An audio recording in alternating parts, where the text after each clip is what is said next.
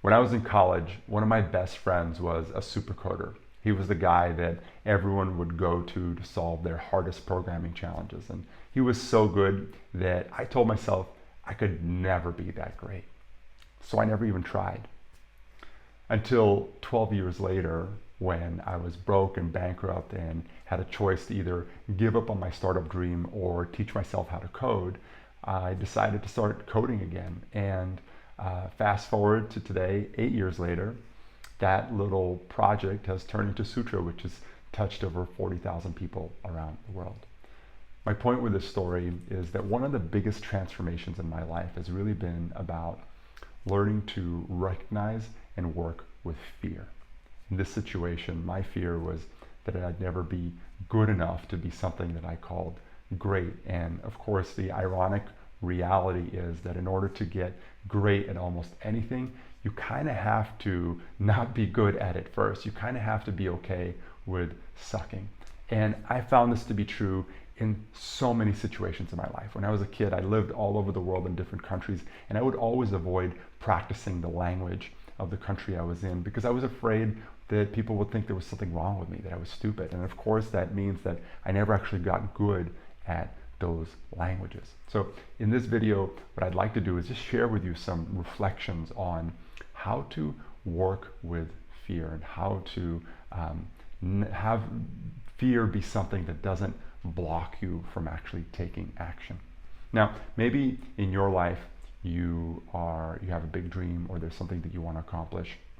And if you look closely, maybe you've been procrastinating or somehow avoiding that, or just not taking action. And maybe you just tell yourself you're busy, but the reality is that if you connect with the energy of why you're not doing something, you might detect that there's some fear there, that the truth is that you're afraid. And it can be really difficult to be authentic with yourself, with this feeling of, oh, I'm afraid.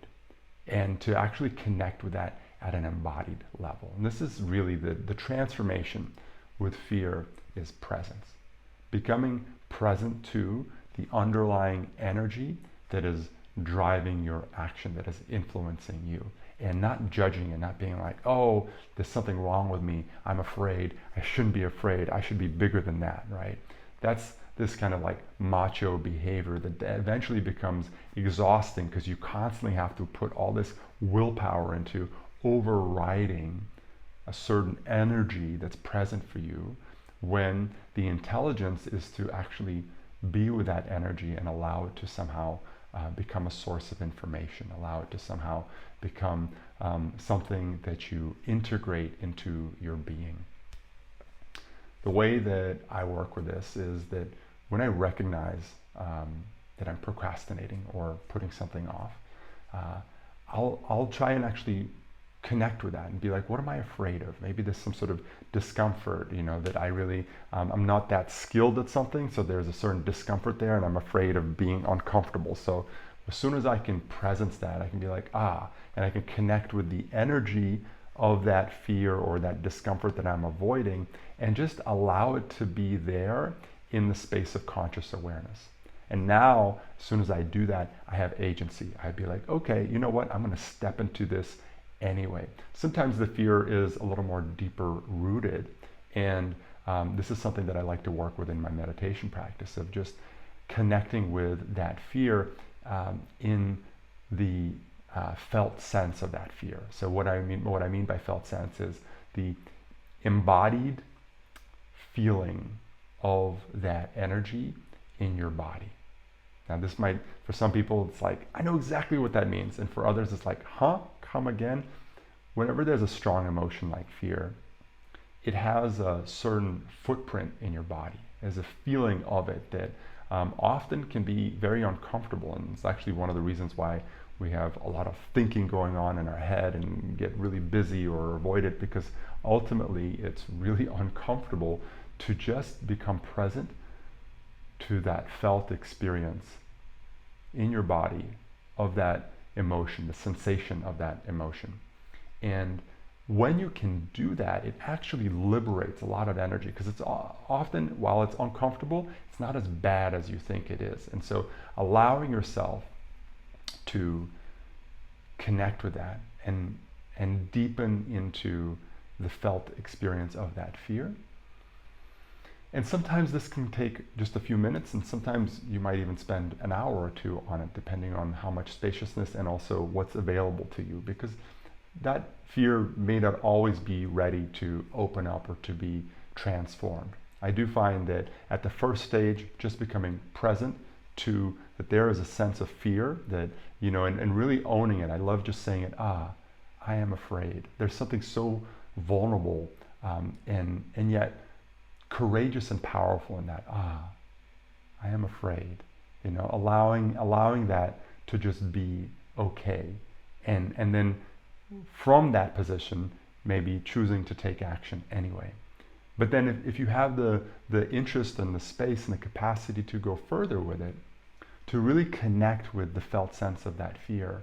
And this is a subtle process of tuning in and just noticing what happens, what comes up for you, what thoughts or emotions come up for you as you deepen into that felt sense. Maybe there's an experience that you remember from your childhood. Maybe there's a strong sense of anger or sadness or some other emotion, and just noticing that. Be like, interesting.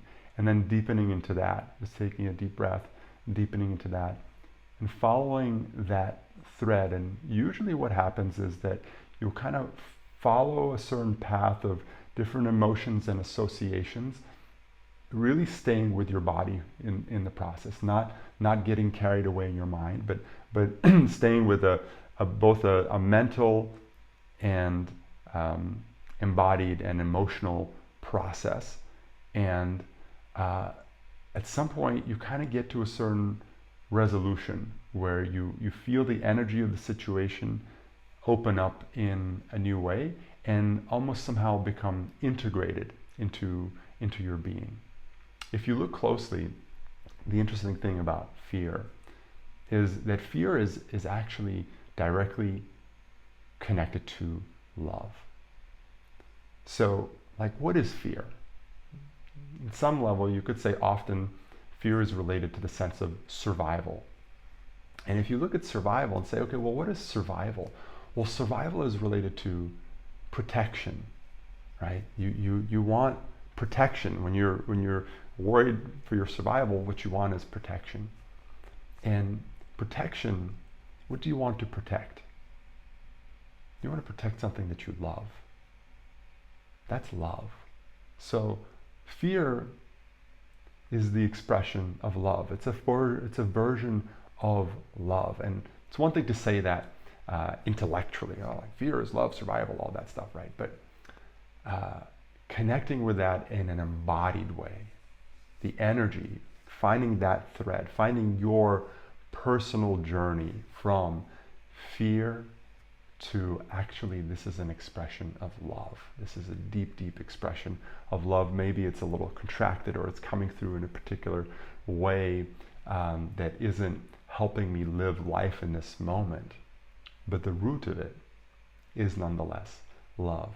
And finding that thread in your body in an embodied way can really open up a territory of depth within yourself, of wisdom, of compassion for yourself and others, and just a deeper understanding of life and the mystery of life, of how a certain experience that you might have had when you were younger maybe opens up into a certain wisdom that you might have now as you're older, and not just an intellectual wisdom, but a deep, embodied capacity to hold space for some kind of understanding that offers you humanity. All right, so I hope this has been helpful. Again, I just want to emphasize that however deep you take this journey, when it comes to fear, just noticing if you're putting something off or procrastinating, and recognizing that there's a thread of fear there that might be at the root of your inaction, and allowing that to be okay, and then choosing to step into that discomfort with agency and intention can be a very powerful way to navigate fear, and it's certainly made a huge difference in my life. I hope this has been offered some inspiration or value to you, if you have your own reflections on how fear has played itself out in your life, I would love to hear from you in the comments. And otherwise, please feel free to share this with anybody else who might benefit. So much love.